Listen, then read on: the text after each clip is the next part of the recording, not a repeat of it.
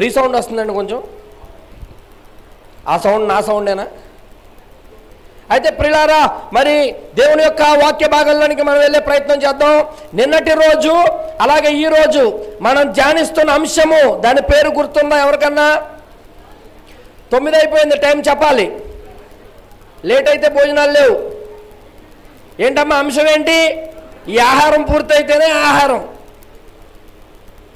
మీ secretary గారు మహానుభావుడు ఎక్కడున్నాడు? ఈ టైం కల్లా అయిపోవాలని చెబుతాడు కానీ ఇచ్చి టైం చెప్పడాయన. దేవుడు ఆయన్ని దీవించునుగాక. అయితే మన అంశం ఏమిటండి? నాశన పాత్రుడగు ఆ పాప పురుషుడు. ఈ అంశాన్ని మనము నిన్న అలాగే ఈరోజు కూడా ధ్యానిస్తూ ఉన్నాం. నిన్న నాశన పాత్రుడగు ఆ పాప పురుషుని యొక్క ఆరంభాన్ని గురించి మనం ధ్యానించాం. ఈరోజు వాడి యొక్క అంతము గురించి తెలుసుకోబోతా ఉన్నాం. అయితే ప్రియులారా, నిన్న ఎక్కడైతే మనము ముగించామో అక్కడి నుండే ఈరోజు మనము కంటిన్యూ చేసే ప్రయత్నం చేద్దాం. అయితే ఈరోజు జనం చాలా ఎక్కువ మంది వచ్చారు కాబట్టి నిన్నటితో కంపేర్ చేస్తే మరి వారికి కూడా అర్థం అవ్వాలని మీకు ఇంకొకసారి తెలుసుకున్నట్టు ఉంటుంది కాబట్టి అసలు నిన్న ఎంతవరకు మనం ధ్యానించాం, నాశన పాత్రుడగు ఆ పాప పురుషుని యొక్క ఆరంభము రీక్యాప్ కొంతసేపు నేను చెప్పి ఈరోజు ప్రసంగంలోనికి నేను వెళ్ళే ప్రయత్నం చేస్తాను. అయితే తగ్గట్లేదండి సౌండ్, రీసౌండ్. ఓకే. అయితే నిన్న ఏవే అంశాలు మన ముందుకు వచ్చినాయో ఒకటొకటిగా ఒక 10 నిమిషాలు చెప్పే ప్రయత్నం చేస్తాను. నేను ప్రశ్నలు అడుగుతాను, ఫాస్ట్గా సమాధానం చెప్పండి. అయితే ప్రియులారా, మనము నిన్న ఈ సృష్టి యొక్క ఆరంభము కంటే ముందు కాలములో ఏం జరిగింది అన్న విషయాన్ని ధ్యానించాం. 2000 సంవత్సరాల క్రితం ఏం జరిగింది? యేసయ్య వచ్చారు. 6-7 సంవత్సరాల కిందట ఏం జరిగింది?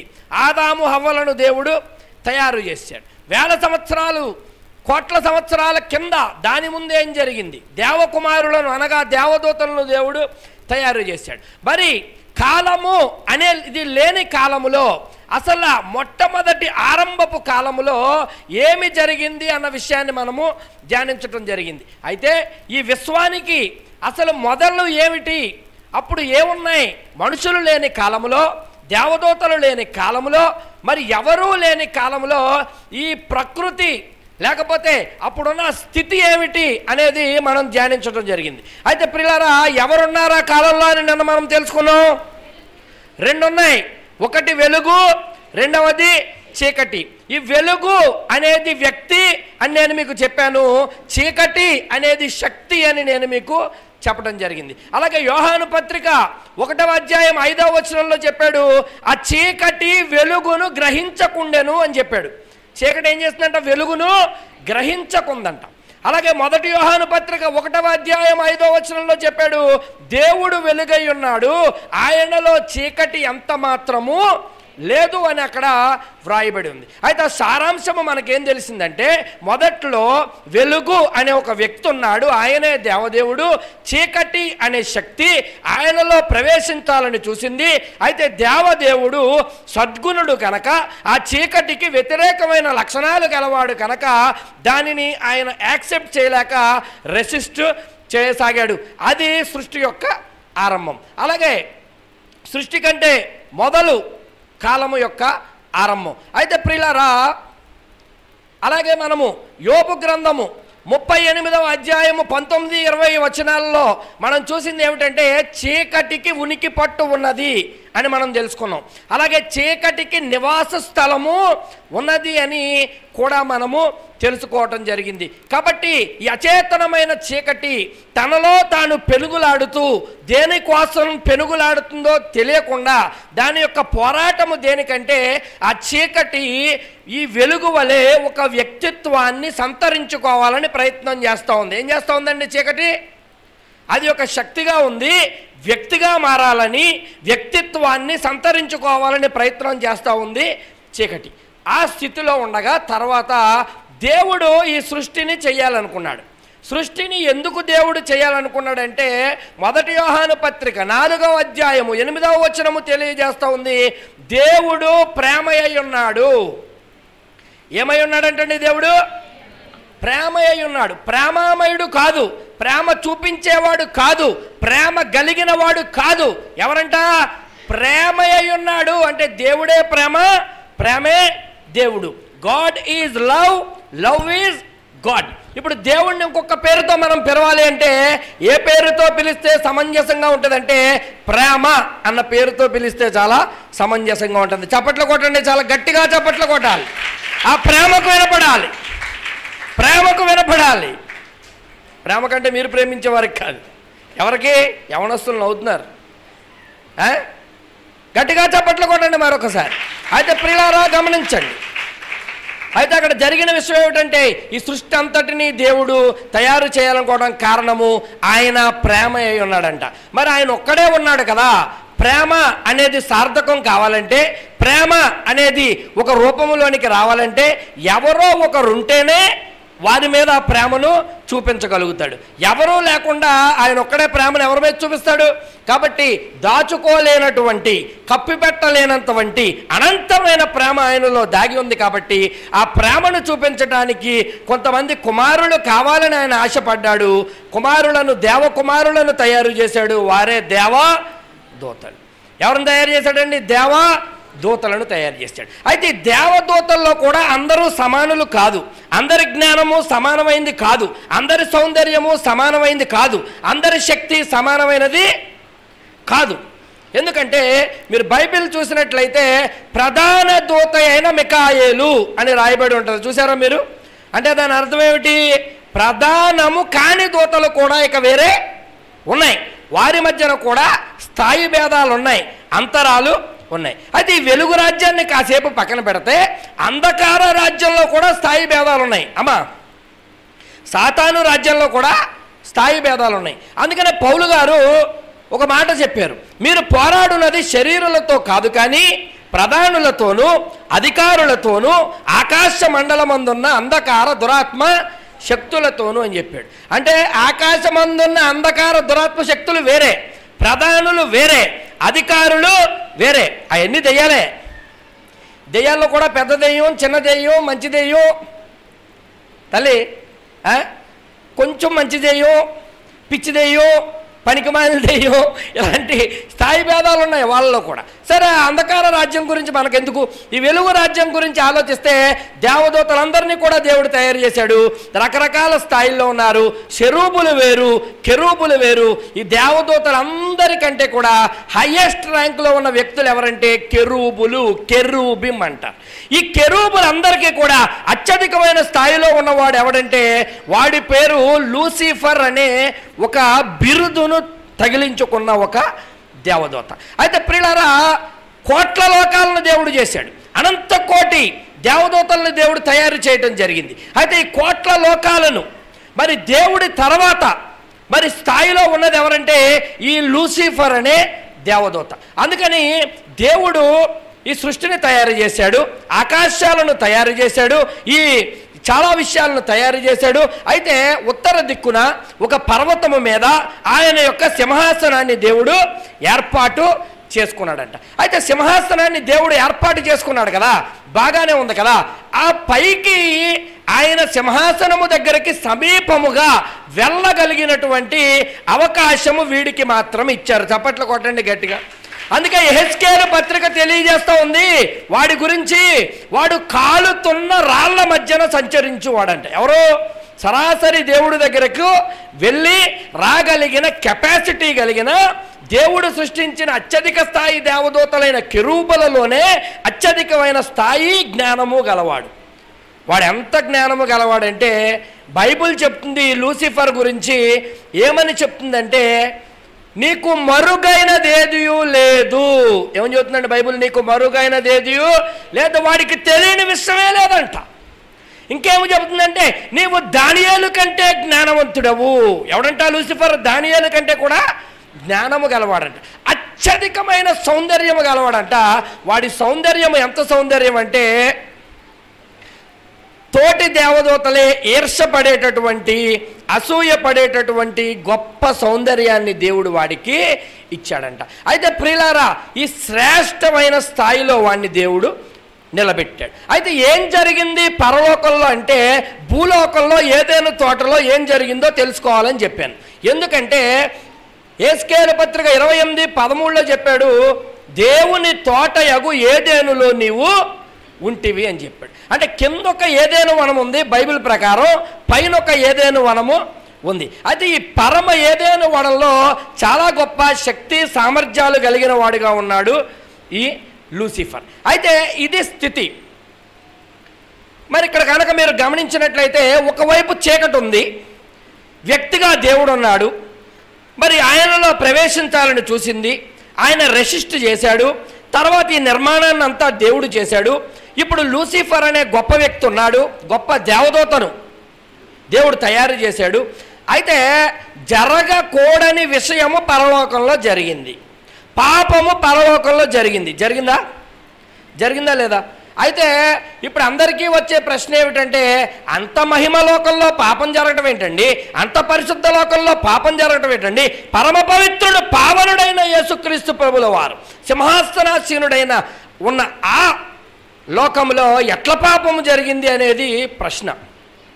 దానికి సమాధానము యాకోబు పత్రిక 1వ అధ్యాయము 15వ వచనము చదివి పెట్టండి. ఇది ఇంకా నిన్నటి ముచ్చటే, ఈరోజు ముచ్చట్లోకి వెళ్ళాలి, స్పీడ్గా చదవండి. ఎవరమ్మా చదివేది? మైక్ పెట్టుకోండి, ఆన్ చేయండి అమ్మా. ఆనుందా? ఏమండి ఆ మైక్ ఆన్ చేయండి. చదవండి తల్లి. యాకోబు పత్రిక 1వ అధ్యాయము 15వ వచనం. మైక్ ఉన్న వాళ్ళు మాత్రమే చదవాలి. హలో అన్నమ్మా. గర్భము ధరించి ఏదమ్మా? దురాశ గర్భము ధరించి పాపమును కనగా పాపము పరిపక్వమై మరణము అనును ఉంది అక్కడ. మరణమును కనును. నువ్వు అది కనును అని చదివేటోకి తల్లి నేను చచ్చిపోయేలాగా ఉన్నాను. కాబట్టి ప్రియులారా గమనించండి, ఏమని రాయబడిందమ్మా? మళ్ళీ చదువు. దురాశ గర్భము ధరించి పాపమును కనగా. చాలండి, దురాశ గర్భమును ధరించి పాపమును కన్నదంట. అయితే పరిపక్వమై. చాలు, ఒక్క నిమిషం. అయితే ఈ సృష్టిలో మొదట వచ్చింది పాపమా? మొదట వచ్చింది ఏంటి? దురాశ. ఆ దురాశ పరిపక్వమై పాపమును కన్నదంట. ఆ పాపము మరణముగా ఆవిర్భవించిందని బైబిల్ చెబుతుంది. అయితే మొట్టమొదట పరలోకంలో జరిగింది పాపం కాదు, మొదట ఏమొచ్చింది? అడిగి దురాశ వచ్చిందంట. చుట్టుపక్కల ఉన్న వాళ్ళందరూ పొగుడుతూ ఉన్నారు, చాలా జ్ఞానవంతుడవు, శక్తివంతుడవు, బలవంతుడవు, నీకు మరుగైనది ఏదీ లేదు, నీ జ్ఞానానికి సాటి లేదు, అందగాడివి అని పొగుడుతూ ఉంటే ఆడి శక్తి సామర్థ్యాలను ఎక్కువగా ఊహించుకున్న ఈ లూసిఫర్ అనే వ్యక్తి దేవదూత అనుకున్నాడు, నాకింత శక్తి ఉంది కదా, మరి ఈ సృష్టి అంతటిని నేనెందుకు పరిపాలించకూడదు, నేనెందుకు రాజ్యస్థాపకుడిగా ఉండకూడదు, నేనెందుకు సింహాసనాన్ని అధిష్ఠించకూడదు అన్న దురాశ వాడికి కలిగింది. అంటే దేన్ని కావాలనుకున్నాడు? దేవుని స్థానాన్ని వాడు ఆక్రమించుకోవాలనుకున్నాడు, కావాలని కోరుకున్నాడు, సింహాసనము కావాలనుకున్నాడు. ఎందుకంటే అందరూ వాడిని పొగిడి చెడగొట్టారు. అయితే ఇప్పుడు వాడిలోనికి ఆ దురాశ ప్రవేశించింది, అది పాపముగా మారింది, అది పరిపక్వమై మరణము ఉద్భవించింది. ఇది సంగతి. చప్పట్లు కొట్టండి గట్టిగా. అయితే ప్రియులారా గమనించండి, ఇప్పుడు వీడు చాలా గొప్పవాడిగా మారిపోవాలనుకున్నాడు. మరి అట్లా చేయాలంటే దేవుడికి వ్యతిరేకంగా వెళ్తే దేవుడు ఏం చేస్తాడు? నశింపజేసేస్తాడు. దేవుడు ఏం చేస్తాడు? పాడు చేసేస్తాడు. ఆ భయము వాడికి ఉంటుందా ఉండదా? ఆ భయము వాడికి ఉంది. ఏమని? దేవుడితోనే నేను యుద్ధానికి వెళ్తే దేవుడు ఖచ్చితంగా నన్ను నశింపజేసేస్తాడు. కానీ వాడి మనసులో ఒక ఆలోచన ఉంది.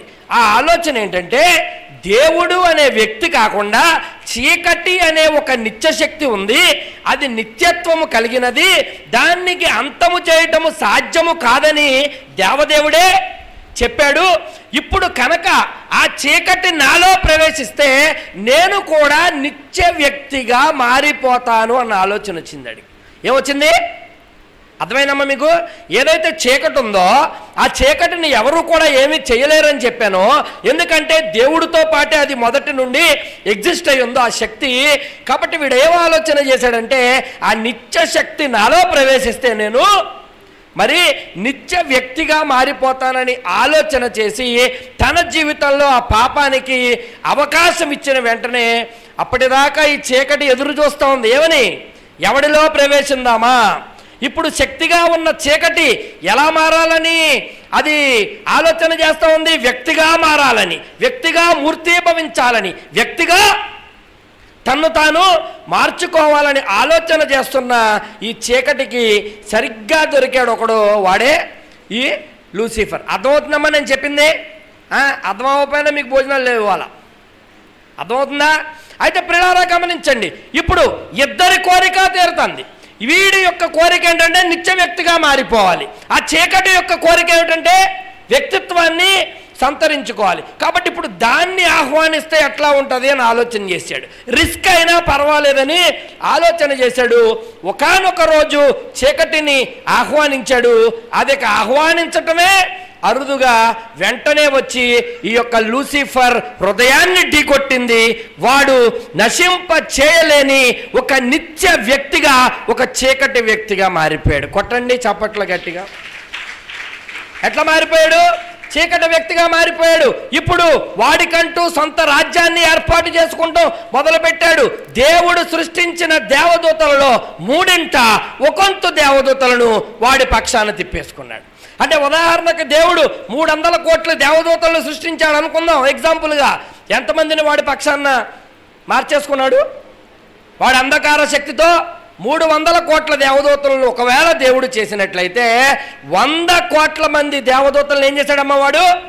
వాడి పక్షాన మార్చేసుకున్నాడు.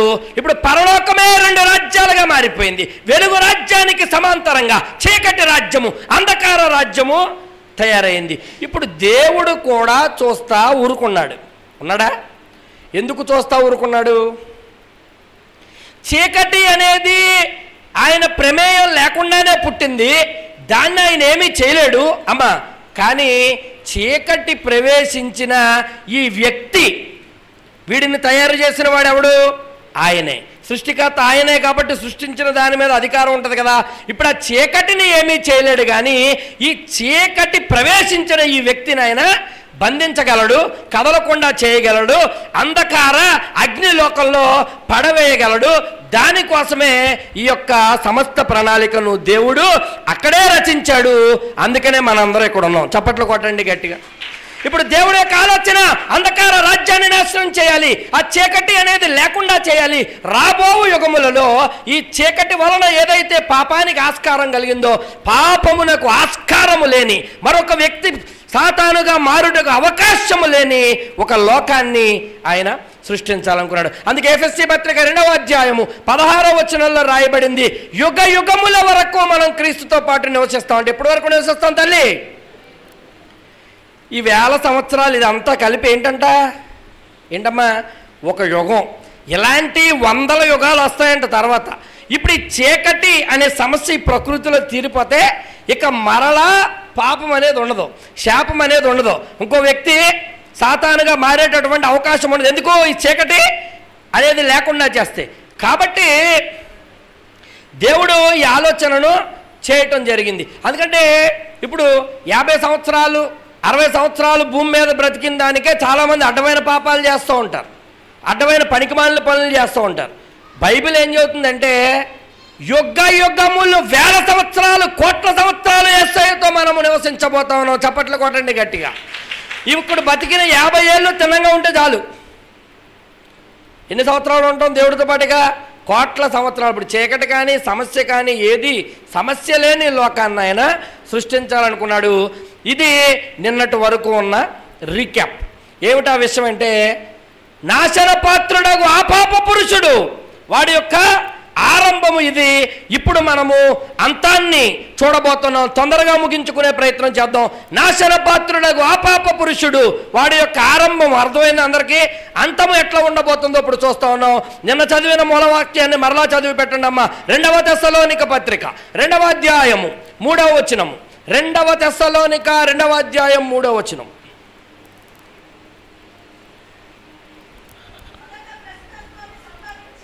మైకు మొదట భ్రష్టత్వము సంభవించి నాశన పాత్రుడగు ఆ పాప పురుషుడు బయలుపడితేనే గాని ఆ దినము రాదు. నా వైపు చూడండి అమ్మా. అక్కడ రాయబడి ఉన్న మాట ఏమిటి? ఇప్పుడు దేన్ని ధ్యానిస్తూ ఉన్నాం మనం? అంధకార రాజ్యము ఎట్లా ఆరంభమైందో చూసాం. ఇప్పుడు అంధకార రాజ్యము ఎట్లా కుప్పకూలిపోతుందో తెలుసుకోబోతా ఉన్నాం. దాని స్టార్టింగ్ పాయింట్ ఇదన్నమాట. అంటే ఇప్పుడు మనం దేని గురించి తెలుసుకోబోతున్నాం అంటే, ఈ రాత్రి ఈ సృష్టి అంతా ఉంది కదా, ఈ లోకమంతా ఉంది కదా, ఈ లోకములో ఆఖరి 7 సంవత్సరాల్లో ఏం జరగబోతుందో తెలుసుకోబోతా ఉన్నాం. అర్థమైందా? ఇది ఎన్నో సంవత్సరం? 2024. మరి ఆఖరి సంవత్సరం ఏదో మనకు తెలియదు. ఎప్పటి వరకు ఈ భూమి ఉంటుందో, యేసయ్య మరల ఎప్పుడు వస్తాడో మనము చెప్పలేం.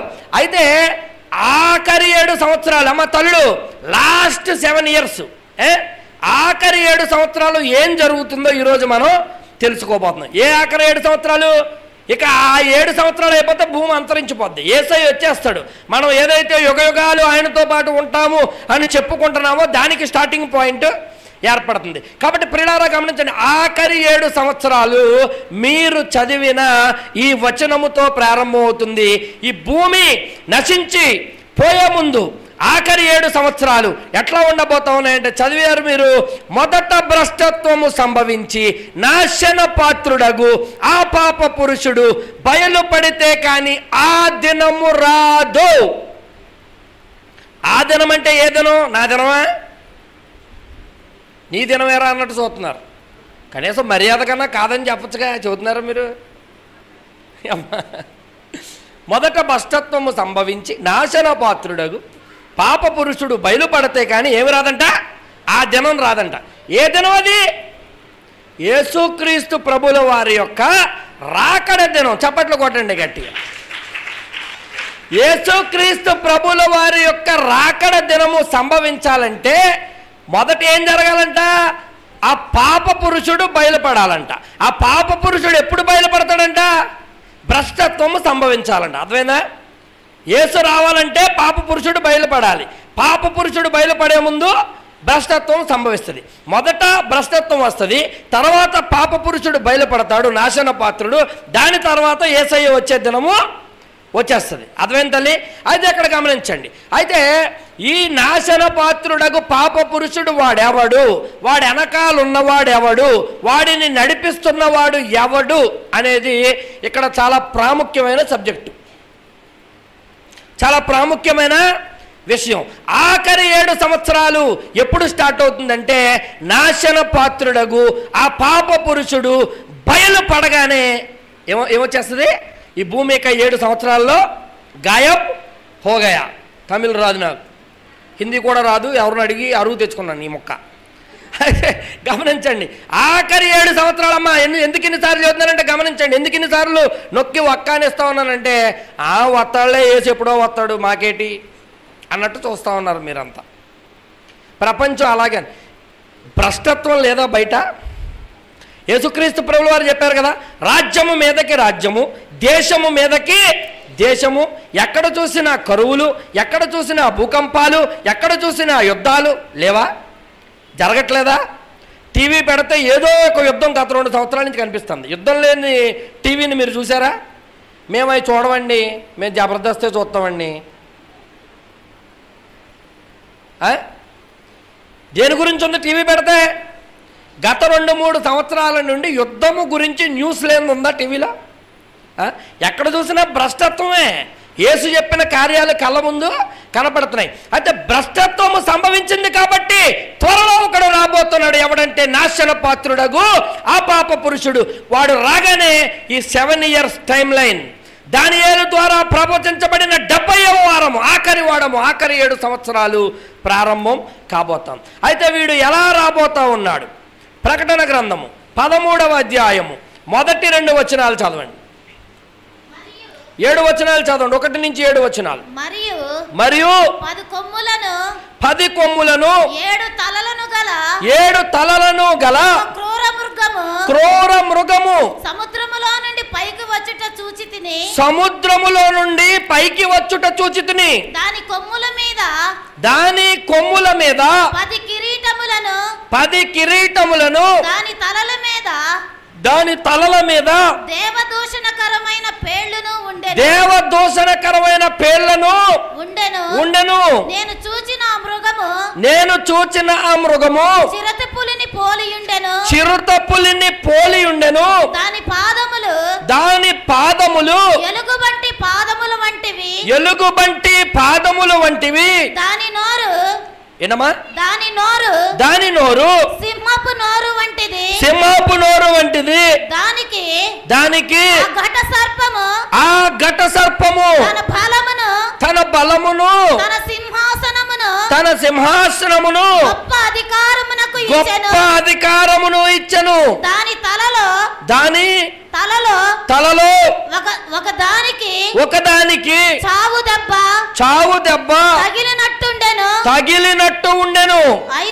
అయితే ఆ చావు దెబ్బ మానిపోయెను గనుక భూజనులందరూ ఆ మృగము వెంట వెళ్ళుచు ఆశ్చర్యపడుచుండిరి. ఆ మృగమునకు అధికారం ఇచ్చినందున వారు ఘట సర్పమునకు నమస్కారము చేసిరి. మరియు వారు ఈ మృగముతో సాటి ఎవరు? దానితో యుద్ధము చేయగలవాడెవడు అని చెప్పుకొనుచు ఆ మృగమునకు నమస్కారము చేసిరి. డంబపు మాటలను దేవదూషణలను పలుకు ఒక నోరు దానికి ఇయ్యబడెను. మరియు 42 నెలలు తన కార్యములో జరప అధికారము దానికి ఏర్పాటాయెను. గనుక దేవుని దూషించుటకును ఆయన నామమును పరలోక నివాసులను దూషించుటకును అది తన నోరు తెరచెను. మరియు పరిశుద్ధులతో యుద్ధము చేయును. చాలండి. అయితే ప్రియులారా గమనించండి, ఇక్కడ ఒక క్రూర మృగము గురించి భక్తుడు మాట్లాడుతూ ఉన్నాడు. ఎవరి గురించి మాట్లాడుతూ ఉన్నాడమ్మా? క్రూర మృగము. ఎక్కడి నుంచి వచ్చిందంట? సముద్రములో నుండి లేచి వచ్చిందంట. ఇప్పుడు సముద్రము అంటే బైబిల్ పరిభాష ప్రకారము అన్య జనాంగాలలో నుండి ఆ క్రూర మృగము రాబోతోంది. అయితే ఎవరు ఆ క్రూర మృగం అంటే వాడి పేరే ఇంగ్లీష్లో మ్యాన్ ఆఫ్ సిన్ అన్నారు, పాప పురుషుడు అన్నారు, అబద్ధ క్రీస్తు అంటారు, అంత్యక్రీస్తు అంటారు, క్రీస్తు విరోధి అంటారు. వాడి పేరేంటమ్మా? క్రీస్తు విరోధి. ఇప్పుడు ఈ నాశన పాత్రుడకు పాప పురుషుడు ఈ క్రీస్తు విరోధి బయలుపడతాడంట. వీడు బయలుపడి ప్రపంచం అంతటినీ తన కంట్రోల్లోకి తీసుకుంటాడంట. ఇప్పుడు మనం చూస్తున్నట్టు ఇండియా దేశానికి మోడీ, పాకిస్తాన్ దేశానికి డాడీ, ఇంకో దేశానికి ఇంకొకడు ఎవడో ఉండడు. ప్రపంచం అంతటికి ఒకడే రాజు ఉంటాడు. ఎప్పుడు నిమ్రోజు కాలంలో ఉన్న ఏకరాజ్య పరిపాలన మరలా రాబోతుంది. ఒకటే మతము ఉంటుంది, ఒకటే కరెన్సీ ఉంటుంది. ఈ వ్యవస్థను వాడు పెట్టబోతా ఉన్నాడు. వీడు వచ్చిన తర్వాత ప్రపంచం మొత్తాన్ని కంట్రోల్లోకి తీసుకున్నాడు. ఎవడన్నా యేసు అన్న పేరు ఎత్తితే ఎగిరి తన్నెత్తాడు అంతే. యేసు అన్న పేరు వినపడకుండా చేస్తాడు, దేవుని పేరు వినపడకుండా చేస్తాడు, తానే దేవుడునని ప్రకటించుకుంటాడు. ఏం చేస్తాడమ్మా? తానే దేవుడునని ప్రకటించుకుంటాడు. అయితే ప్రియులారా గమనించండి, వీడు ఎవడు, వీడిలో ఉన్నవాడు ఎవడు, వీడిని నడిపిస్తున్నవాడు ఎవడంటే, ఇప్పుడు మన దేవుడు గురించి ఆలోచన చేద్దాం. ఎందుకంటే సాతాను ఎప్పుడు కూడా ఆడికి సొంత బుర్ర లేదు, ఆడికి సొంత ఆలోచన లేదు, ఆడికి వాడెప్పుడూ కూడా దేవుడి కార్యాలనే కాపీ కొడుతూ ఉంటాడు. దేవుడు ఏం చేశాడో దాన్నే చేయాలని తాపత్రయ పడుతూ ఉంటాడు. ఇప్పుడు మన దేవుడు గురించి మనం ఆలోచన చేస్తే, మన దేవుడు ఏమై ఉన్నాడు? త్రిత్వమై ఉన్నాడు. ఏమై ఉన్నాడమ్మా? త్రిత్వము అంటే తండ్రి తెలుసు కదా మీ అందరికీ, కుమారుడు, పరిశుద్ధాత్మ. ఈ ముగ్గురు కలయికే ముగ్గురు దేవుళ్ళ ఏటమ్మా? ఒకడే దేవుడు, ఆయనే తండ్రి, కుమారుడు, పరిశుద్ధాత్మ.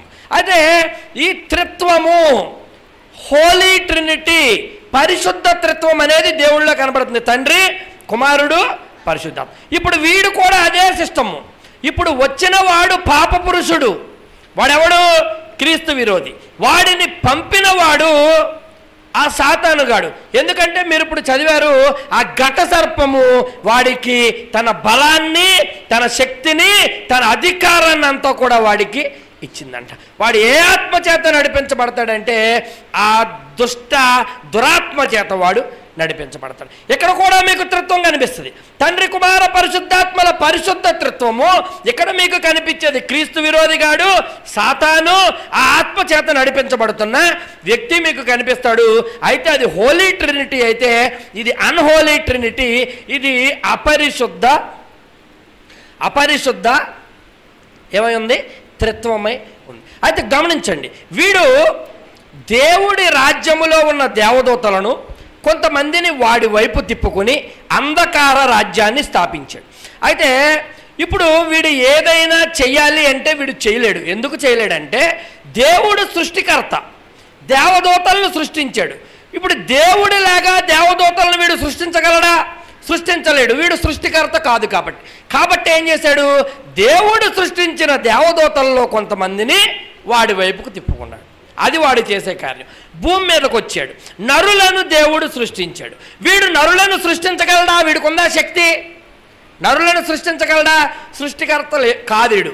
ఆదాము హవ్వ లాంటి వాళ్ళని వీడు సృష్టించలేదు. ఇప్పుడు ఏం చేశాడు?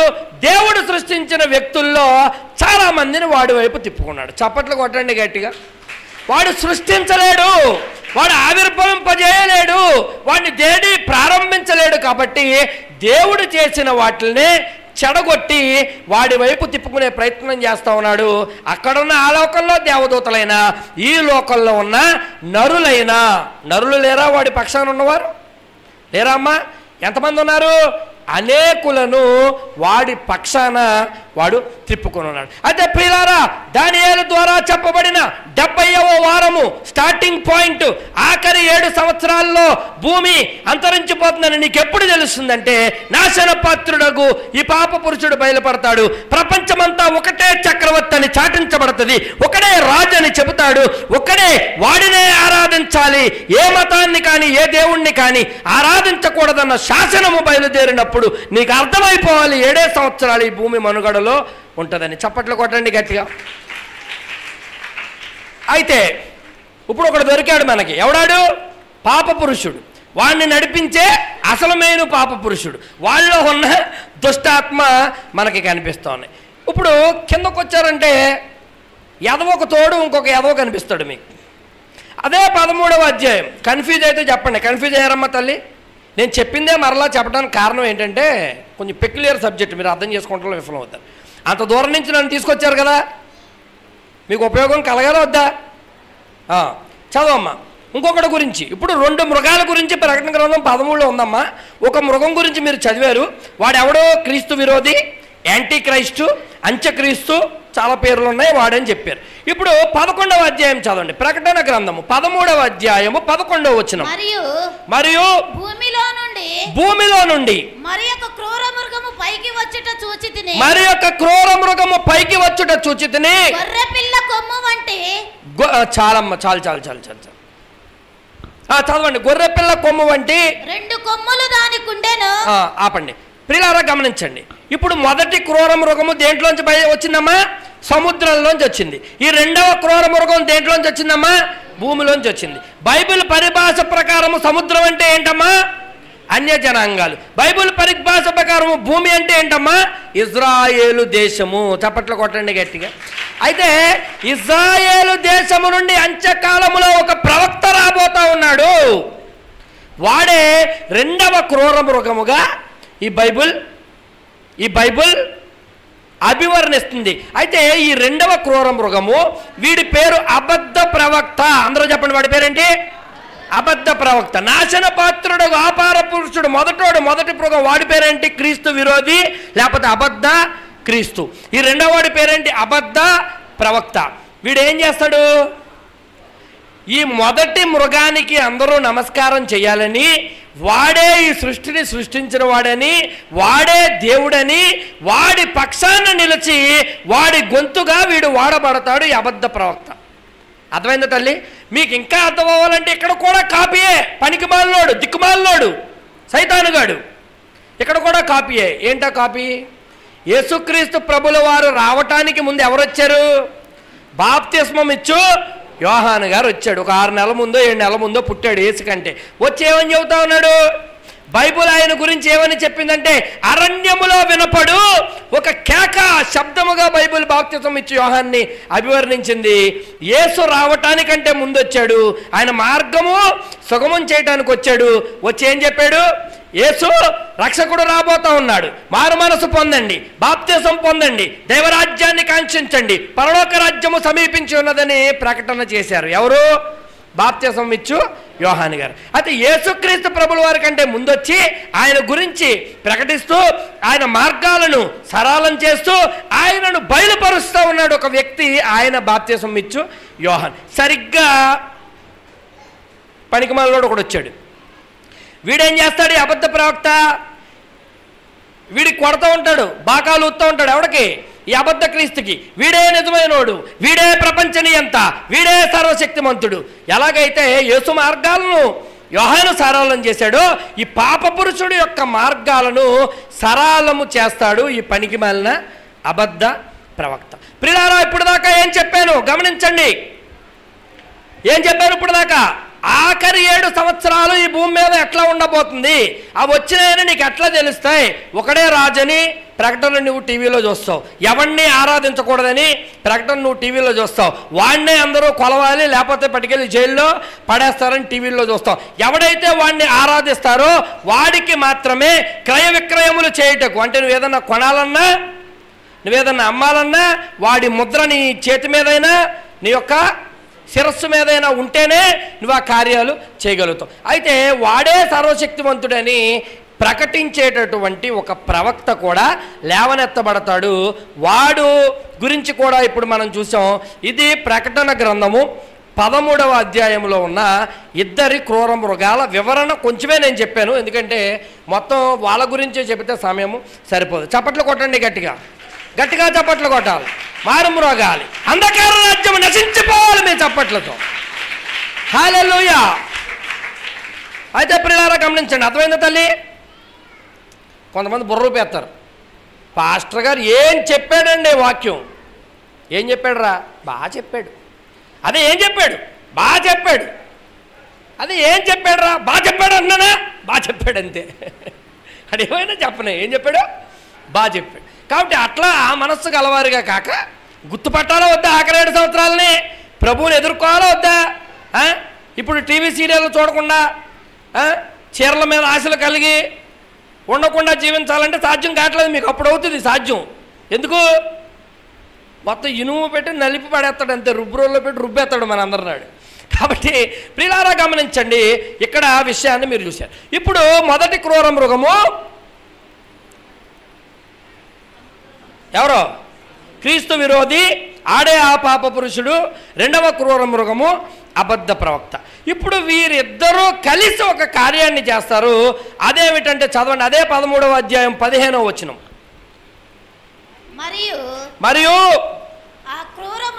ఆ మృగము యొక్క ప్రతిమ మాట్లాడునట్లును, ఆ మృగము యొక్క ప్రతిమ మాట్లాడునట్లును, ఆ మృగము యొక్క ప్రతిమకు నమస్కారము చేయని వారిని హతము చేయునట్లును, ఆ మృగము యొక్క ప్రతిమకు, ఆ మృగము యొక్క ప్రతిమకు ప్రాణమిచ్చుటకై దానికి అధికారము ఇయ్యబడెను. చాలండి.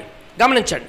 ఇప్పుడు వీరిద్దరూ కలిపి ఏం చేస్తారంటే, ఈ మెయిన్ మృగం ఒకడు ఉన్నాడు కదా క్రీస్తు విరోధిది, వాడి ప్రతిమను ఏర్పాటు చేస్తారంట. అమ్మా, వాడి ప్రతిమను ఏర్పాటు చేస్తారంట. ప్రపంచమంతా కూడా ఆ ప్రతిమను పూజించాలని శాసనం తీసుకొస్తారంట. ఎవరైతే ఆ ప్రతిమను పూజించరో వాళ్ళకి కనీసం అన్నపానాలు కూడా లేకుండా చేస్తారట. ఇది జరుగుతుంది. ఇక్కడ మీకు ఒకటి కనిపిస్తుంది. ఏంటది? క్రీస్తు విరోధి కనిపించాడు, అబద్ధ క్రీస్తు కనిపించాడు. వీరిద్దరూ కలిపి ఒక విగ్రహాన్ని అనుకుందాం, దాన్ని నిలబెడతారు. దాని పేరు ఏమని చెప్పాడంటే క్రీస్తు విరోధి యొక్క ప్రతిమ. అయితే ఈ ప్రతిమ అంటే ఏంటి, దీన్ని ఎట్లా అర్థం చేసుకోవాలంటే, గ్రీకు భాషలో ఐకాన్ అనే పదాన్ని వాడారు. ఈఐకేఓఎన్. చదువుకున్న వాళ్ళు గమనించండి. ఈ ప్రతిమ అని ఉన్న చోట ఈఐకేఓఎన్, ఈకాన్ అనే పదాన్ని వాడటం జరిగింది. అంటే ఈకాన్ అంటే అర్థం ఏంటంటే రిజంబ్లెన్స్ అని అర్థం, లైక్లీనెస్ అని అర్థం. అంటే దాని అర్థం ఏమిటంటే ఎగ్జాక్ట్గా అదే రూపము అని దాని యొక్క అర్థం. ఇదే పదాన్ని బైబిల్లో ఇంకొక సందర్భంలో కూడా వాడారు. దాన్ని మనం అర్థం చేసుకుంటే ఈ ప్రతిమ అనేది ఎట్లా ఉండబోతుందో మనకి తెలుస్తుంది. ఒకసారి చదవండి, మార్కు సువార్త 12వ అధ్యాయము 14 నుంచి కిందకి చదవండి. మార్కు సువార్త 12వ అధ్యాయం. ఏమండి లైవ్ వస్తుందా? టీవీ అయిపోయింది అక్కడ. ఓకే, టీవీ రాకపోయినా పర్లే, చదవండి అమ్మా. వారు వచ్చి బోధకుడా నీవు సత్యవంతుడవు, ఎవరిని లక్ష్య పెట్టని వాడవని, నీవు ఎవరిని లక్ష్య పెట్టని వాడవని మేమెరుగుదుము. ఉండిపోండి, రాకండి. నీవు మొహమాటము లేనివాడవై దేవుని మార్గము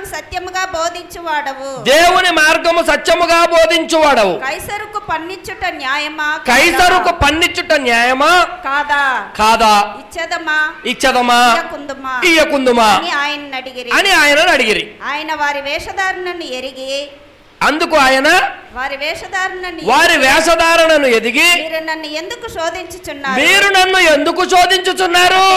నా యొద్దకు తెచ్చి చూపుడని ఆ దేనారము నా యొద్దకు తెచ్చి చూపుడని వారితో చెప్పెను. వారు తెచ్చిరి. ఆయన రూపమును పై వ్రాతయు ఎవరివని వారిని అడిగాను. వారు కైసరువి అనిరి. చాలమ్మా, ఇక్కడ గమనించండి. ఈ శాస్త్రులు పరిచయం ఉన్నారు యేసుక్రీస్తు కాలంలో, వీళ్ళకేం పని పాట లేదు. ఇప్పుడు యేసును శోధించాలని యేసు దగ్గరకు వచ్చన్నారు. అయ్యా, మరి ట్యాక్స్ కట్టాలి కదా, మరి పన్ను చెల్లించాలి కదా, మరి పైసరుకి పన్ను కట్టమంటావా వద్దంటావా అని అడిగారు. ఎందుకంటే అప్పుడు ఇజ్రాయేలీయులను ఏ ప్రభుత్వం పరిపాలిస్తూ ఉంది? రోమా ప్రభుత్వం. కాబట్టి పన్ను కట్టుట న్యాయమా కట్టకపోవటం న్యాయమా అని అడిగారు. అయితే వీళ్ళ హృదయ కాఠిన్యము వేషధారణ యేసుకు తెలుసు కాబట్టి ఆయన ఏం చెప్పాడంటే, మీ దగ్గర ఉన్న ఒక కాయిన్, అంటే మన రూపాయి బిల్ల లాంటిది, ఒక దేనారము తీసుకొని రండి అని చెప్పారు. తీసుకొని వచ్చినప్పుడు ఆయన్ని చూపించి యేసు ఏమడిగారంటే, దీని పైన ఉన్న రాత, దీనిపైన ఉన్న రూపము బొమ్మ ఎవరివి అని అడిగాడు. అప్పుడు వాళ్ళు చెప్పారు, ఇంకెవరవయ్యా, పరిపాలిస్తున్న కైజరువే అని చెప్పారు. మరి వాడి బొమ్మే ఉంది కాబట్టి వాడికి చెల్లించుడి అని చెప్పారు. చప్పట్లు కొట్టండి గట్టిగా. ఏమని చెప్పారు యేసయ్య? ఎవరి రూపం ఉన్నది కాయిన్ మీద? ఎవరి బొమ్మ ఉన్నది? కైసరుది. కాబట్టి కైసరుది కైసరుకే ఇచ్చేయండి అని యేసయ్య చెప్పడం జరిగింది. ఇప్పుడు ఈకాన్ అనే పదాన్ని ప్రతిమ దగ్గర వాడారని చెప్పాను కదా, ఇదే ఈఐకేఓఎన్ ఈకాన్ అనే పదాన్ని గ్రీకు భాషలో ఈ సందర్భంలో కూడా వాడటం జరిగింది. ఇక్కడ మనకేమర్థం అవుతుందంటే కైసరు యొక్క రూపము అని ఉన్న చోట ఆ పదాన్ని వాడటం జరిగింది. అయితే ఇప్పుడు క్రీస్తు విరోధి ప్రతిమ అంటే అర్థం ఏంటి? రిజంబ్లెన్స్ అంటే అర్థం ఏమిటి? లైక్లీనెస్ అంటే అర్థం ఏమిటి? వాడి యొక్క రూపము, వాడి పోలికతో ఉండేది. ఒక రకంగా చెప్పాలంటే విగ్రహము. ఏమిటంట? విగ్రహము. అయితే వాడి బొమ్మను, విగ్రహాన్ని నిలబెట్టిస్తాడంట. ఆ విగ్రహము ప్రపంచమంతా కూడా ఆరాధించాలని, దానికి స్తోత్రగానాలు చేయాలని శాసనాన్ని వారు తీసుకుని వస్తారంట. అర్థమైందమ్మా? వాడు వచ్చాక ఏం చేస్తాడో తెలిసిందా? వాడు వచ్చాక ఏం చేస్తాడో తెలిసిందా తల్లి? ఇప్పుడు మీకు ఇంకా సులువుగా అర్థం అవటానికి చరిత్రలో ఒక సందర్భంలోకి వెళ్దాం. ఎందుకంటే సొలొమోను అటు చూడకండి, నేను మైక్ పెట్టాకనే భోజనం. సొలొమోను మహారాజు గారు చక్కటి మాట చెప్పాడు. ఏమిటా మాట? నిన్న జరిగిందే నేడు జరుగుతుంది, నేడు జరిగిందంటే అది మరలెప్పుడో జరుగుతుంది. ఇటువంటి సందర్భము ఎప్పుడు జరిగిందో బైబిల్లోంచి చూద్దాం. ఎక్కడున్నాం మనం ఇప్పుడు? అనంతనాయకి నగర్ తెలుగు బాప్టిస్ట్ చర్చిలో కాదు. ఎక్కడున్నాం ఇప్పుడు మనం? క్రీస్తు విరోధి ప్రతిమని ఏర్పాటు చేసి వాణ్ణే ఆరాధించాలన్న శాసనము వచ్చిన కాలంలో మనం ఉన్నాం. ఇప్పుడు చరిత్రలోనికి వెళ్దాం. దానియేలు గ్రంథం 3వ అధ్యాయము 4వ వచనం నుంచి చదవండి అమ్మా.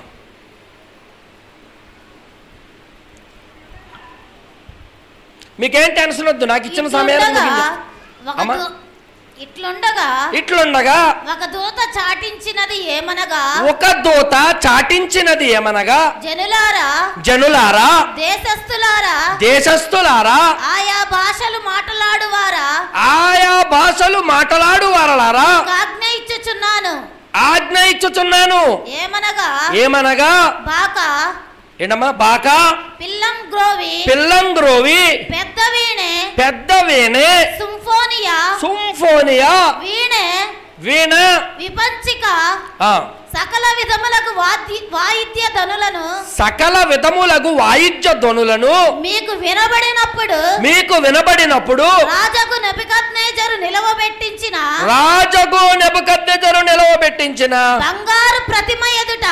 బంగారు ప్రతిమ ఎదుట సాగిలపడి నమస్కరింపని వాడెవడో వాడు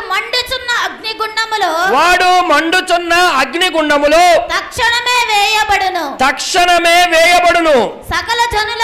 సకల జనులకు చాలండి.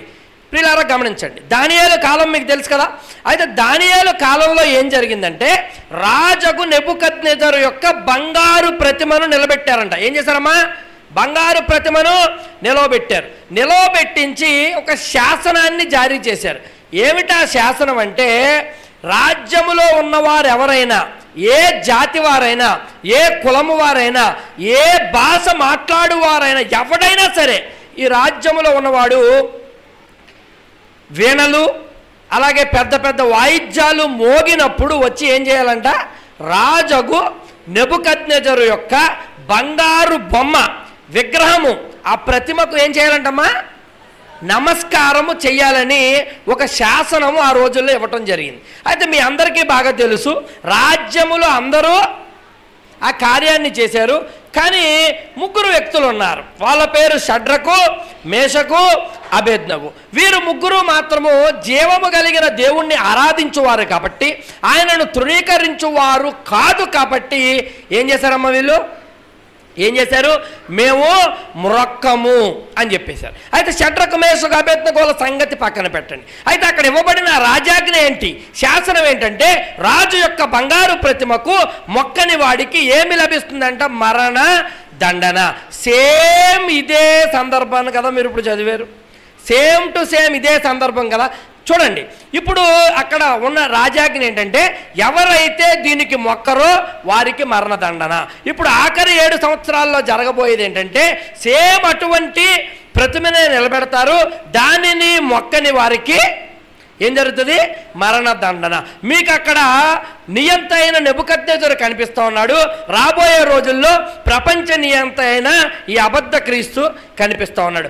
అక్కడ శాసనము జారీ చేయబడింది, భవిష్యత్తులో కూడా శాసనము జారీ చేయబడుతుంది. ఎవరైతే మ్రొక్కరో వాళ్ళందరినీ ఏం చేస్తారంట? తీసుకెళ్ళి పరపర కోసి పడేసి చంపి పడేస్తారు. అయితే ప్రియులారా గమనించండి, నెబుకద్నెజరు రోజుల్లో ఏం జరిగిందో ఎగ్జాక్ట్గా ఆఖరి 7 సంవత్సరాల్లో అదే జరగబోతూ ఉంది. అయితే ఈ యొక్క ప్రతిమకు ఒక ఎక్స్ట్రా క్వాలిఫికేషన్ కూడా ఉంది. చదివారు ఏంటంట? ఒక ప్రతిమను నిలబెట్టి ఈ క్రీస్తు విరోధి అలాగే అబద్ధ ప్రవక్త ఆ ప్రతిమ మాట్లాడునట్లు, చప్పట్లు కొట్టండి గట్టిగా, ఏం చేస్తారంటే ఆ ప్రతిమ మాట్లాడేటట్టు చేస్తారంట. ఇప్పుడు ఆ ప్రతిమ ఎప్పుడైతే మాట్లాడిందో వీడే దేవుడని ప్రకటిస్తూ ఉన్నారు కదా, వీడే సర్వశక్తివంతుడని ప్రకటిస్తూ ఉన్నారు కదా. ఇప్పుడు విగ్రహము అక్కడ ఏర్పాటైంది కదా, అది మాట్లాడేటోకి మీలాంటి నాలాంటి వారిలో సగం మంది నిజమైన దేవుణ్ణి ఆరాధించేవారు మాట్లాడుతున్న ప్రతిమను చూసి వాడే నిజంగా దేవుడు అనుకుని వాడి వైపు తిరిగిపోతారు. కొట్టండి చప్పట్లు. కాబట్టి ఇవన్నీ కూడా దేవుడు ఎందుకు వినిపిస్తా ఉన్నాడు? అంత్యకాలంలో జరగబోయే సంగతులు మీరు తెలుసుకొని మీ భవిష్యత్తు తరాలకు తెలియపరిచి ఆ దినము వచ్చినప్పుడు ఎట్లా ప్రవర్తించాలనే ఈ సత్య సువార్త, అంత్యకాల సువార్త, రాకడ అనుభవాలు ఏం చేయాలి? మన తరాలకు ట్రాన్స్ఫర్ చేయాలి. తరాలకు ట్రాన్స్ఫర్ చేస్తే ఏదో రోజు వస్తుంది కదా గడియ. ఎంతసేపు ఆస్తులు ఇచ్చేద్దామా, చీరలు ఇచ్చేద్దామా, బంగారం ఇచ్చేద్దామా పిల్లలకి? అవి ఇవ్వండి. వాటికంటే ముందు ఏమండి? దేవుడి యొక్క జ్ఞానం ఏం జరగబోతుంది, జీవగ్రంథము ఏమి చెప్పబోతుంది. ఇప్పుడు ఏం చేస్తారంట? ఈ వీధిలో ఒక ప్రతిమ, ఆ వీధిలో ఒక ప్రతిమ, వాటర్బరీ చర్చ్ దగ్గర ఒక ప్రతిమ, అనంతనగర్ చర్చ్ దగ్గర ఒక ప్రతిమ. ఈ ప్రతిమలు అందరూ ఆ ప్రతిమలు మాట్లాడతాయంట. దాన్ని చూసి అనేక మంది మోసపోతారంట. ప్రజలందరినీ కూడా మోసము చేసే కార్యక్రమం జరుగుతుంది. అయితే వాడి గురించి బైబిల్ చెప్పింది, వాడు మొదటి నుండి అబద్ధికుడు, మొదటి నుండి దుష్టుడు, మొదటి నుండి దుర్మార్గుడు. ఆడికి మొదటి నుంచి కోరికమ్మా ఆరాధించబడాలి, నేనే పరిపాలించాలి, నేనే అత్యధికమైన స్థాయిలో ఉండాలి అని వాడి కోరిక. వాడి కోరికే వాడిలోనికి దేన్ని తీసిపెట్టింది? నిత్య చీకటి అనే ఒక పదార్థాన్ని తెచ్చిపెట్టింది. అయితే చావనేది, ఉనికి అనేది కోల్పోని ఈ నిత్య చీకటి ఒక వ్యక్తిగా మూర్తీభవించి ఆ లూసిఫర్ అనే ఒక వ్యక్తిని ఎట్లా మార్చేసింది? సాతానుగా మార్చేసింది. దైవరాజ్యానికి సమాంతరంగా అంధకార రాజ్యాన్ని తీసుకొచ్చాడు. దేవుడు రాజ్యంతో పోరాడుతూ ఉన్నాడు. ఏదో రోజు ఆ సింహాసనాన్ని పడగొట్టాలని, ఆ సింహాసనాన్ని అధిష్ఠించాలనే దుర్మార్గమైన ఆలోచన కలిగి ఉన్నాడు. అందుకనే దేవుడు తయారు చేసిన ఆదామును, హవ్వలను, తర్వాత వచ్చిన మానవాళ్ళందరినీ కూడా మోసం చేసి నిజమైన సత్య దేవుణ్ణి ఎరగకుండా విగ్రహారాధన వైపు వారిని త్రిప్పివేశాడు. దానికి కారణము వాడిలో ఉన్న కోరిక ఆరాధించబడాలి, హెచ్చించబడాలి, నేనే సర్వ పరిపాలకుడిగా ఉండాలని ప్రపంచాన్ని విగ్రహారాధికులుగా మార్చేశాడు. ఆరాధించబడతా ఉన్నాడు.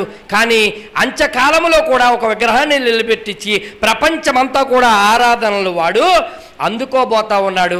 కానీ అది తాత్కాలికం. అయితే ప్రియులారా, ఇక్కడ మీరు గమనించండి, యేసుక్రీస్తు ప్రభుల వారు ఈ భూలోకంలోనికి వచ్చినప్పుడు వాడు యేసుతో ఒక మాట అన్నాడు. మీకు గుర్తుంటుంది. ఏమిటా మాట? నాకు నమస్కారము చెయ్యి, ఈ లోక రాజ్యాలు, ఈ లోక ఘనత అంతా నీకు ఇస్తానని చెప్పాడు. నమస్కారం చేయించుకోవటం. సంస్కారం లేని వెదవాడు అడిగేం కావాలంట? నమస్కారం కావాలంట. ఈ నమస్కారం చేయించుకోవటం, ఆరాధించబడాలన్న కోరిక వాడిది ఈనాటిది కాదు. యేసుకే చెబుతున్నాడు దరిద్రుడు. పైగా ఏమని? నాకు మొక్కు, నాకు మొక్కు, నా ముందు నమస్కరించు, ఈ లోక రాజ్యాలన్నిటినీ కూడా నీకు ఇస్తానని యేసుకే చెప్తా ఉన్నాడు. యేసయ్య చెప్పాడు, నేను నీకు లొంగను, నువ్వు బయటికి వెళ్ళిపో అని. యేసయ్య రిజెక్ట్ చేశాడు, గెంటి వేశాడు, వద్దనుకున్నాడు. కానీ ప్రియులారా, అంత్యకాలములో ఒక వ్యక్తి రాబోతా ఉన్నాడు. వాడే అబద్ధ క్రీస్తు, వాడే నాశన పాత్రుడగు ఆ పాప పురుషుడు. వాడికి సాతాను తన బలాన్ని, తన శక్తిని, తన రాజ్యాన్ని, తన అధికారాన్ని ఇవ్వబోతా ఉన్నాడు. యేసులాగా వాడు తృణీకరించాడు. ఏం చేస్తాడు? యాక్సెప్ట్ చేస్తాడు. అంధకార రాజ్యాన్ని కొనసాగించడానికి ముందు వరుసలో వాడు నిలబడతాడు. కాబట్టి మనం గమనించాల్సిన విషయం ఏమిటంటే, ఏదో చర్చకు వస్తున్నావు, వెళ్తున్నావు అని కాదు. నీ మనసులో ఆలోచన ఉండాలి.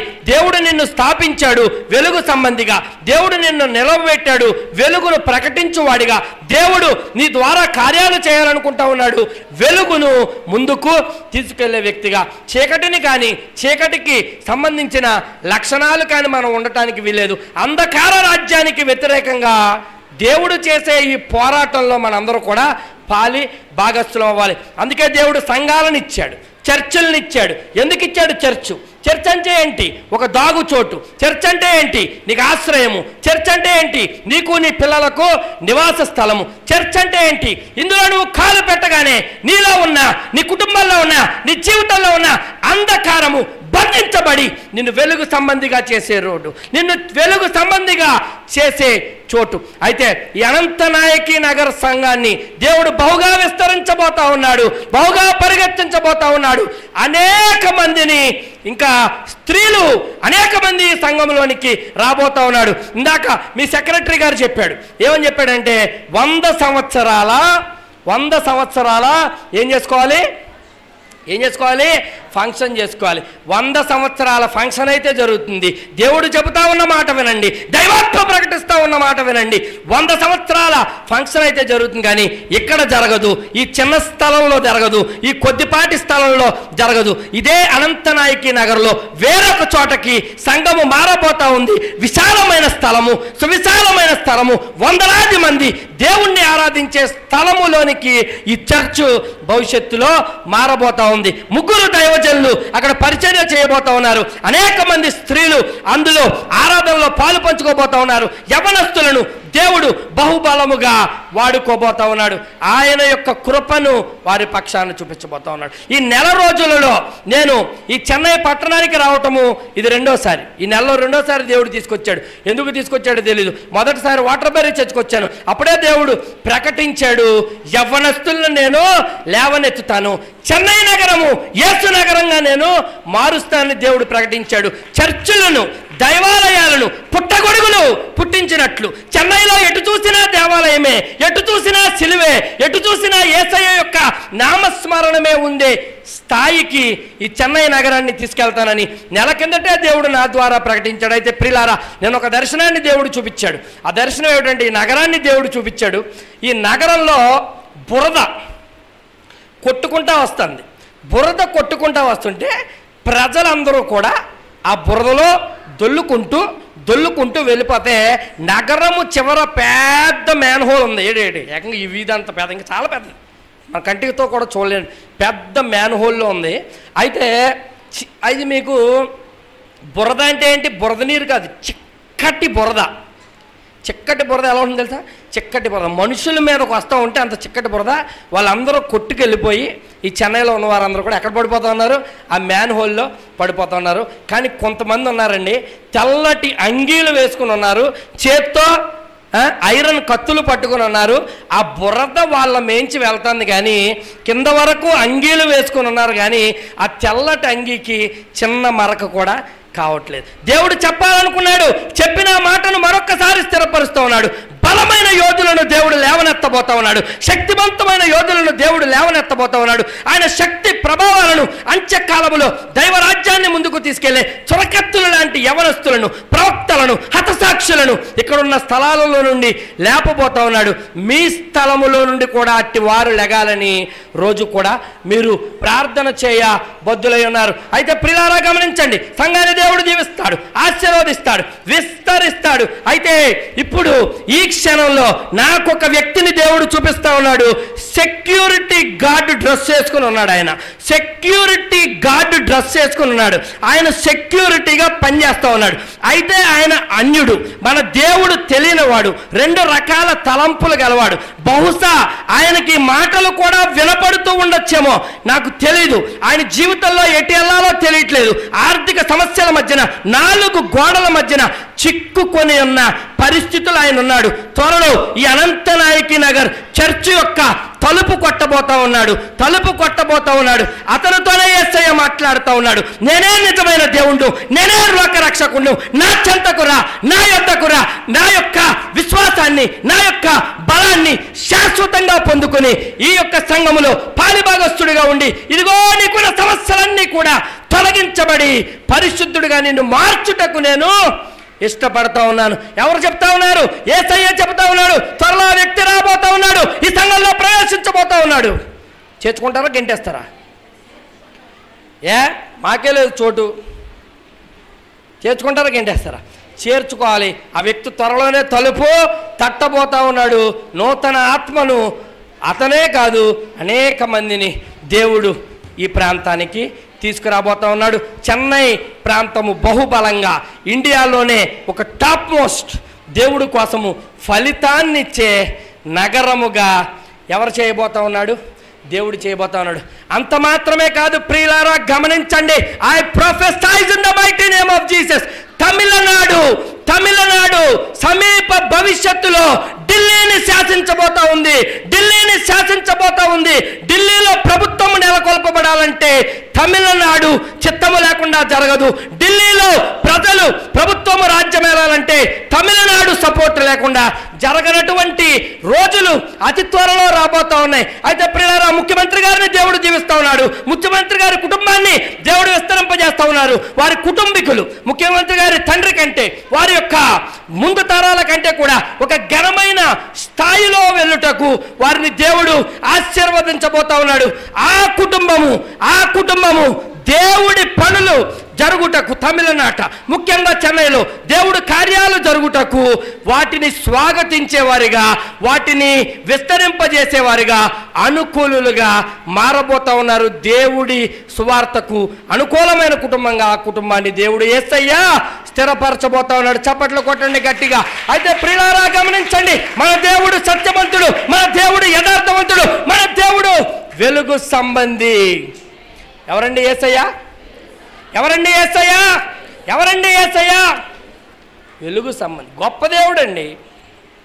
అయితే కాలము తక్కువగా ఉంది. గమనించండి, ఎవరు రాబోతా ఉన్నాడు? అబద్ధ క్రీస్తు. ఎవరు రాబోతా ఉన్నాడు? ఓ పనికి మాలిన అబద్ధ ప్రవక్త రాబోతా ఉన్నాడు. వాడు వచ్చిన తర్వాత ఏమేం జరుగుతుందో, ఇంకా కొద్ది సమయం ఉంది, 10 నిమిషాల్లో ముగిస్తాను. ఏమేం జరుగుతుందో కొన్ని రెఫరెన్స్లు టకటకా చదవండి, వివరించడానికి కూడా టైం లేదు. దానియేలు గ్రంథం 9వ అధ్యాయం 25వ వచనం. యెరూషలేమును మరలా కట్టించవచ్చునని ఆజ్ఞ బయలుదేరిన సమయము మొదలుకొని అభిషక్తుడగు అధిపతి వచ్చు వరకు 7 వారములు పట్టునని. అది మొదట ఏమొస్తుందంటండి? యెరూషలేము మందిరం తెలుసా అమ్మా? సొలొమోను యెరూషలేము మందిరాన్ని కట్టాడు తెలుసా? అది కూల్చివేయబడింది. తర్వాత కాలంలో ఎజ్రా, నెహమ్యా లాంటి వారిని దేవుడు లేవనెత్తి ఆ మందిరాన్ని కట్టించాడు. తర్వాత కాలంలో యేసుక్రీస్తు ప్రభులు వారు వచ్చి వెళ్ళిపోయాక ఆ మందిరాన్ని కూల్చేశారు. ఇప్పుడు ఇజ్రాయేలు దేశంలో మరలా మందిరము కట్టాలని ప్రయత్నం చేస్తూ ఉన్నారు. ఆ మందిరం నిర్మాణం త్వరలో స్టార్ట్ అయిపోతుంది. ఆ స్టార్ట్ అయిపోయాడంటే ఎవడొచ్చేస్తాడు? అధిపతి వచ్చేవారు. ఆ పెద్ద ఆయన తర్వాత వస్తాడు, ముందు ఎదవస్తాడు కదా, వీడు వస్తాడు. ఇప్పుడు సూచనలు చెబుతా ఉన్నానమ్మా. నాశన పాత్రుడకు పాప పురుషుడు, వాడిని ఎట్లా అర్థం చేసుకోవాలి? ఒకటే గవర్నమెంటు, ఇంతమంది లేరు, ప్రకటన మీరు చూస్తారు. ఒకటే దేవుడు, ఇంతమంది లేరు, ప్రకటన మీరు చూస్తారు. యెరూషలేములో 3వ మందిరాన్ని మరలా కట్టేస్తున్నాం, యెహోవా మందిరాన్ని, శాసనాన్ని జారీ చేస్తారు. ఇది సూచన. ఇంకా ఏం చెప్తా ఉంది బైబిల్ అంటే, ఇదే దానియేలు గ్రంథం 11వ అధ్యాయం 27వ వచనం. ఫాస్ట్గా చెప్పారు, చెప్పండమ్మా. కీడు చేయుటకై ఆ ఇద్దరు రాజులు తమ మనస్సులను స్థిరపరచుకొని ఏక భోజన పంక్తిలో కూర్చుండినను కపట వాక్యములు ఆడెదరు. కాదమ్మా, దానియేలు గ్రంథం 11వ అధ్యాయం, ఒక్క నిమిషం, 7వ అధ్యాయం 25వ వచనం చదవండి. ప్రవాహము వంటి బలము, 7వ అధ్యాయం 25వ వచనం. దానియేలు ఏటమ్మా నీ నచ్చింది చదివేస్తావేంటి? ఆ మహావృద్ధుడు వచ్చి, నేను వృద్ధుడిని అయిపోయేటట్టున్నాను. ఆ రాజు మహోన్నతునికి విరోధముగా మాట్లాడుచు మహోన్నతుని భక్తులను నలగొట్టును. మన అందరినీ ఏం చేస్తాడంటాడు? ఎర్రగొట్టి పడేస్తాడంట. ఇప్పుడు అంగద మోకాలు మీకు, ఇప్పుడు రాదు కన్నీరు. అప్పుడు ఏడవకండమ్మా అన్న కూడా ధారాళంగా ఏడ్చేస్తూ ఉంటారు. ఎందుకు? వాడు ఏం చేస్తాడంట? భక్తులను నలగొట్టేస్తాడంట. ఇంకేం చేస్తాడు? పండుగ కాలములను న్యాయ పద్ధతులను. అసలు దేవుడు ఏదైతే రూల్స్ పెట్టాడో, ఆజ్ఞలు పెట్టాడో, శాసనాలు పెట్టాడో, పండగలను, కాలాలను, అట్లన్నింటినీ కూడా ఏం చేస్తాడంట? తీసి పడేస్తాడు. ఇంకా ఎవడూ కూడా ఇప్పుడు కొట్టుకుంటున్నారు, యేసుదేవుడా, అల్లా దేవుడా, రాముడు దేవుడా అని కొట్టుకుంటున్నారు. ఎవడు ఉండడు. ఎవరుంటారు?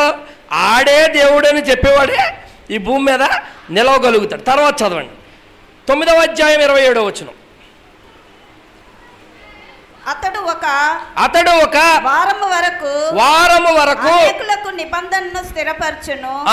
అర్ధవారమునకు బలిని నైవేద్యమును ఆపివేను. పిల్లలు గమనించండి, ఇప్పుడు యెరూషలేము మందిరం కట్టబడుతుంది కదా, కట్టబడిన తర్వాత వాడు ఏం చేస్తాడంట, వారితో ఒక నిబంధన చేస్తాడంట. అంటే శాంతి ఒప్పందాన్ని తీసుకొస్తాడంట. పాపం మా పిచ్చోళ్ళు మెస్సయ్య వస్తాడని ఎదురు చూస్తున్నారు కదా, యేసుక్రీస్తు ప్రభువే మెస్సయ్య అని ఆయనకి వాళ్ళకి తెలియదు కదా.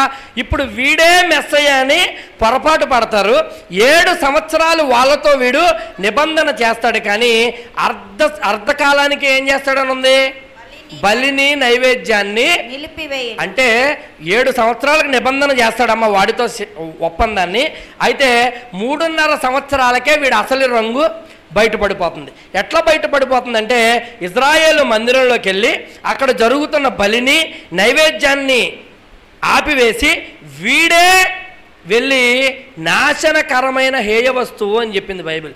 ఏం చేస్తాడంట, నాశనకరమైన హేయ వస్తువు వెళ్ళి ఇజ్రాయేలు మందిరంలో కూర్చుంటున్నాను. ఇజ్రాయేలీలు బలి అర్పిస్తారు, మీకు తెలుసు కదమ్మా.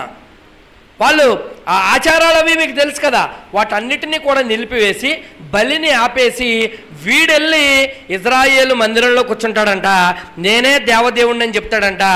అప్పుడు వాళ్ళ కళ్ళు తెరిపించబడతాయి. ఇదేంటిది, బలిని ఆపేశాడేంటి, వీడే దేవుడని మందిరంలోకి వచ్చి కూర్చున్నాడేంటని చెప్పి అప్పుడు 7 సంవత్సరాలు వరకు నిబంధన చేశాడు కదా, వీడే మెస్సయ్య అని నమ్మారు కదా, వీడే వాళ్ళను ప్రవచన గ్రంథాల్లో చెప్పబడిన వ్యక్తి అని నమ్మారు కదా. ఎప్పుడైతే వాళ్ళ మందిరములోనే బలిని నైవేద్యమును ఆపేశాడో వాడి రంగు బయటపడిపోతుంది. అందుకనే ఇంకొక మాట బైబిల్లో ఏం రాయబడి ఉందంటే, వాడు సంధి చేసినను మోసపుచ్చును అని రాయబడి ఉంది. సంధి అయితే చేస్తాడు, ఒప్పందం అయితే చేస్తాడు, ఆ మాట మీద అయితే వాడు నిలబడ్డాడు. అయితే పిల్లలు ఆఖరి 7 సంవత్సరాల గురించి మనం ధ్యానిస్తూ ఉన్నాం. ఎట్లా తెలుస్తుంది, నాశన పాత్రుడుగు ఆ పాప పురుషుడు బయలుపడాలి. ఒకటే గవర్నమెంట్ అన్న శాసనాన్ని మీరు వింటారు, ఒకటే మతం అన్న శాసనాన్ని మీరు వింటారు. ప్రపంచ నియంత్రకుడు వచ్చాడు, వాడినే ఆరాధించాలని మీరు వింటారు. వాడు ఏం చేస్తాడంటే భక్తులందరినీ కూడా నలగొట్టేస్తాడు. ఇంకేం చేస్తాడంటే దేవుడి న్యాయ పద్ధతులన్నిటినీ కూడా నివారణ చేసేసి కొత్త పద్ధతుల్ని పెడతాడు. ఇంకేం చేస్తాడంటే ఇజ్రాయేలుతో 7 సంవత్సరాల శాంతి ఒప్పందాన్ని పెట్టుకుంటాడు, కానీ మధ్యలోనే దానిని తృణీకరిస్తాడు. తృణీకరించి ఇంకా అప్పటి నుంచి 7 సంవత్సరాల శ్రమల కాలంలో మొదటి 3.5 సంవత్సరాలు శ్రమల కాలం అయితే తర్వాత 3.5 సంవత్సరాలు మహాశ్రమల కాలం. అప్పటికే మనం ఉన్నామనుకోండి, అది వేరే విషయం.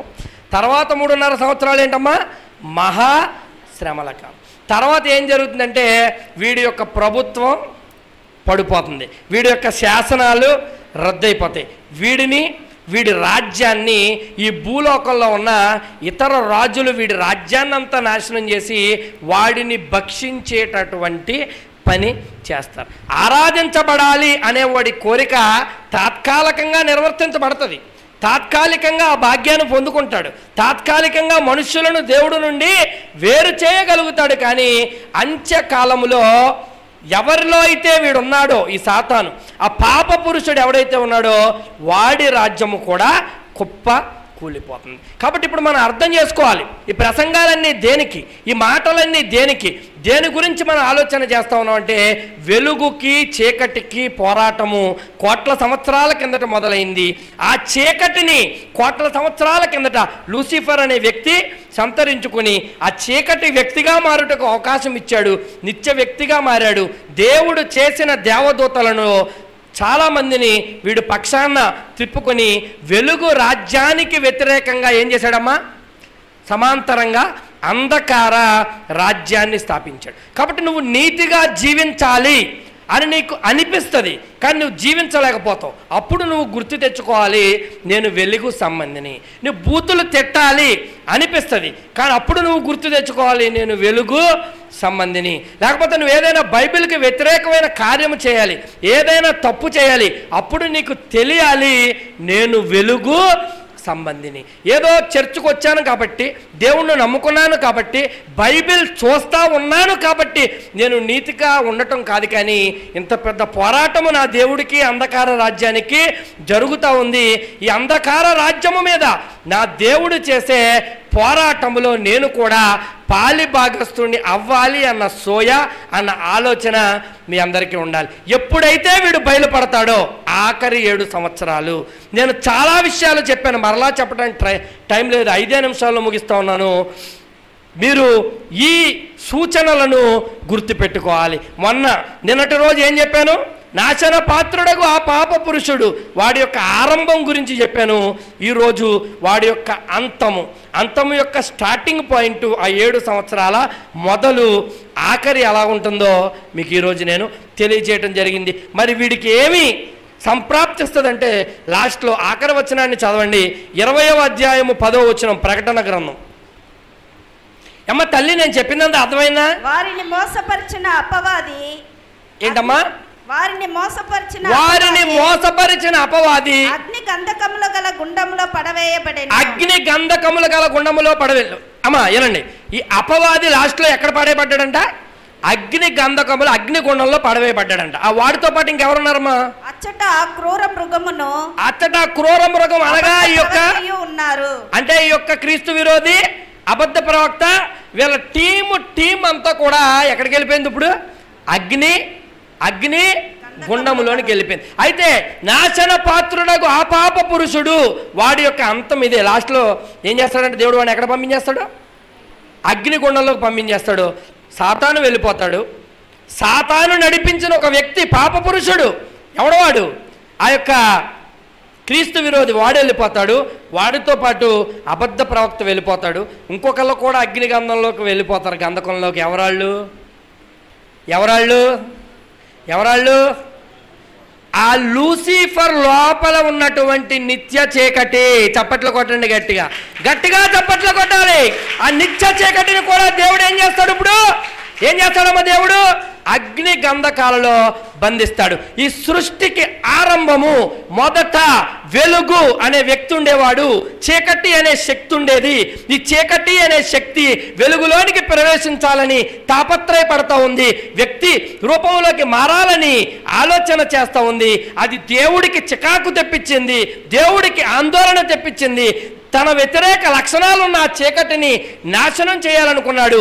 అయితే ఆయన సృష్టించలేదు కాబట్టి, దాన్ని ఆయనతో పాటే అది ఉంది కాబట్టి దాన్ని ఆయన ఏమీ చేయలేడు. కాబట్టి ఇంత పెద్ద ప్రణాళికను దేవుడు రచించాడు.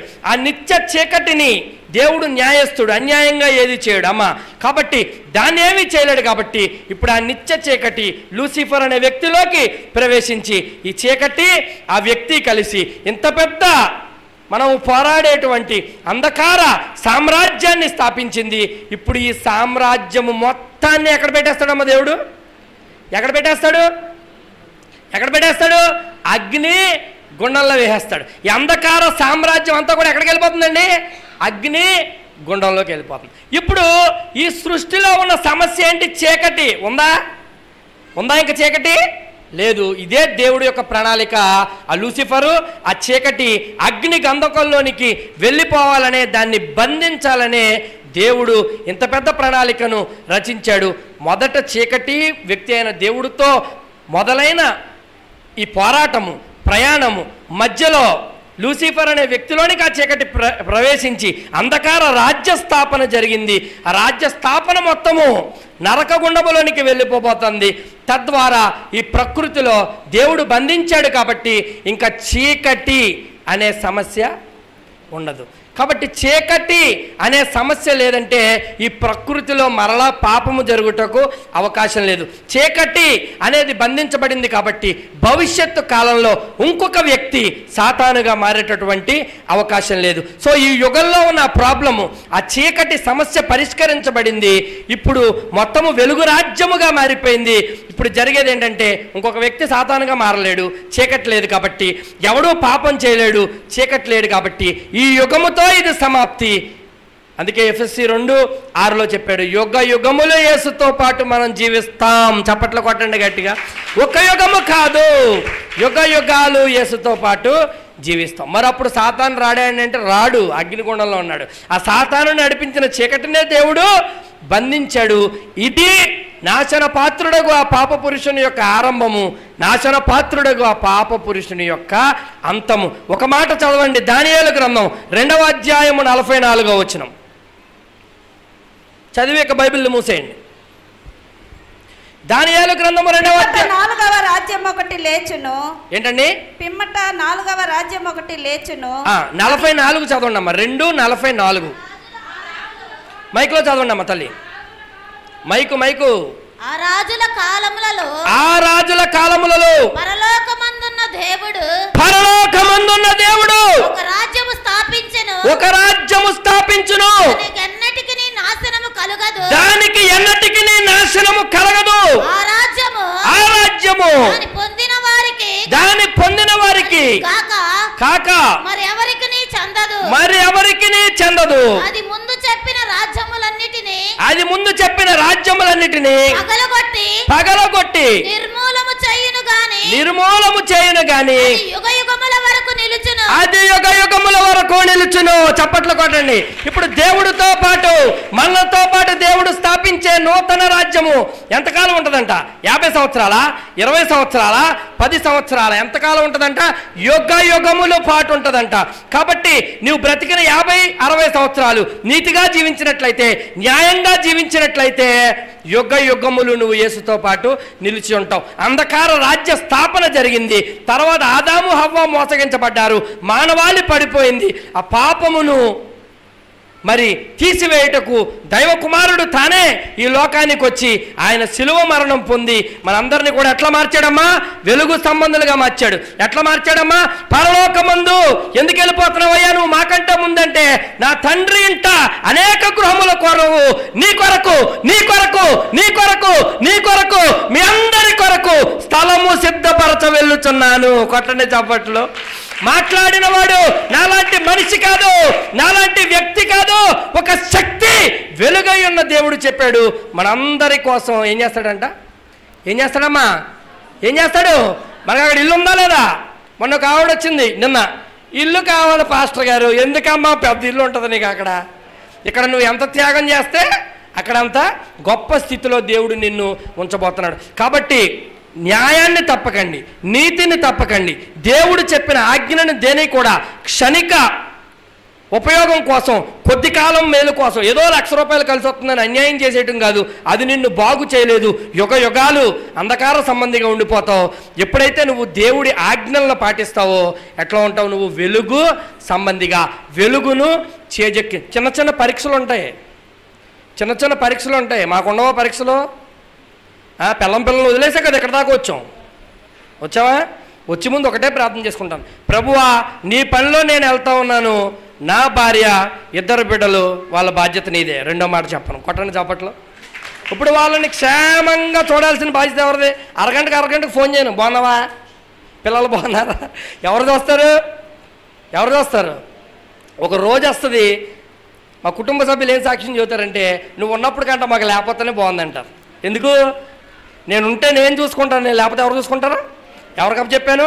ఎవరి బాధ్యత? కాబట్టి చిన్న పరీక్షలు ఎదురవుతాయి. నా పరలోక దర్శనాలు అనే పుస్తకంలో దైవజనులు DGS దినకరన్ గారు చెప్పారు.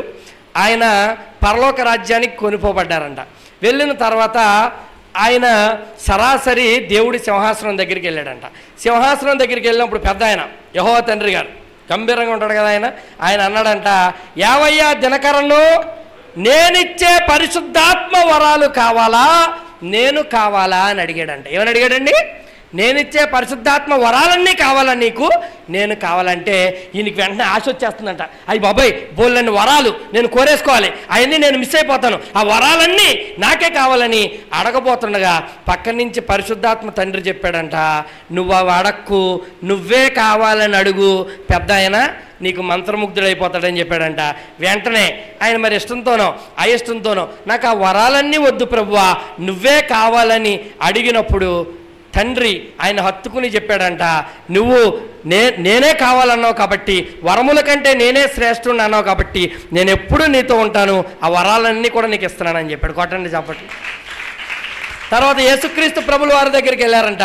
వెళ్ళగానే యేసయ్య అన్నారంట, నువ్వు నా సేవ చేయాలన్నారంట. సేవ చేయాలా? నేను చేయను అన్నాడు అంటే ఈయన. ఎందుకు చేయు సేవ అంటే, నీ సేవకులందరినీ నేను చూస్తున్నాను, బ్యాగులు ఎట్టుకుని సంచులు ఎట్టుకుని రోడ్లు అంటే అడుక్కుంటున్నారు, నాకేం వద్దు, ఆ తినటానికి తిండి లేని బతుకని ఆయన చెప్పాడంట. యేసయ్య చెప్పాడంట, వారి పిచ్చోడా, వాళ్ళంతటా వాళ్ళు వచ్చిన వారు, నేను పిలిచిన వాడు ఎవడా స్థితిలో ఉన్నాడో చూపించు. కాబట్టి ఆయన్ని పిలిచిన వారి బాధ్యత ఎవరిది? ఆయన. నువ్వే బాధ్యత తీసుకుంటావా? నేనే తీసుకుంటాను. నువ్వే నడిపిస్తావా? నేనే నడిపిస్తాను. నువ్వే మరి నాకు అన్నీ చూస్తావా? నేనే చూస్తాను. మరి ఏంటి ప్రూఫ్ అని అడగగానే ఈయన కొన్ని కండిషన్లు చెప్పాడంట. దేవుడు మనకు పెడతాడండి కండిషన్లు. ఎవరు పెట్టారంటే దినకర గారు కండిషన్లు పెట్టాడంట. వైట్ పేపర్ తీసుకొచ్చారంట యేసుక్రీస్తు ప్రభుల వారు.